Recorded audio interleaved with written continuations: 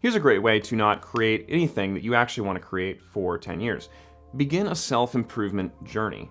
Determine that you will reach your potential and become the best version of yourself.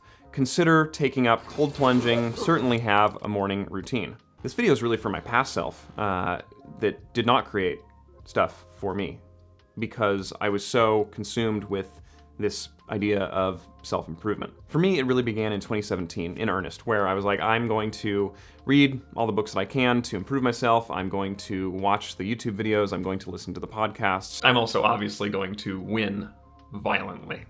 I want to become self-aware. I want to become the best version of myself. I want to reach my potential. So I was always reading a book. I was always listening to a podcast, obviously on 2x speed, to try to reach this elusive yet enticing goal. I don't mean to insinuate that any of this was necessarily bad or wrong, because a lot of the things that I learned back in that time I use today, and it has contributed to my quality of life in a big way. I'm certainly not advocating for having no self-awareness or for not improving yourself, but there is a hidden side to self-improvement that can be harmful.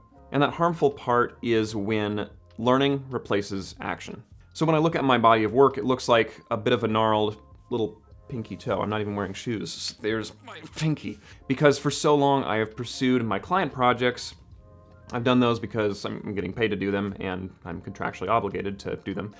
But when I look at the things that I've done just for me, just because I want to see them exist in the world, just because I want to follow my curiosity and see where it might take me, I haven't done all that much. It also seems like the more content I consume, the more of other people's creations that I took in, the less confident I became in my abilities, because I thought, there's already so much great stuff out there, what do I even have to contribute to the world? So a moderate amount of other people's work can inspire, you can learn things from it, but too much can depress. Too much can lead you to not taking any action because you figure, what's the point? The analogy I've used to think about this is, it's kind of like I went to the beach and I decided I'm going to surf.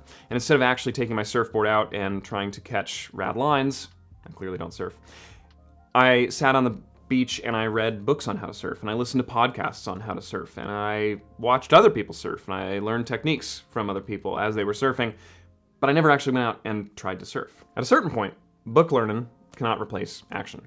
I think subconsciously I thought once I learned enough, once I became self-aware enough, once I completed this project that is Taylor, then at that point I would be ready to create. At that point I would be ready to follow my curiosity and see where it might lead.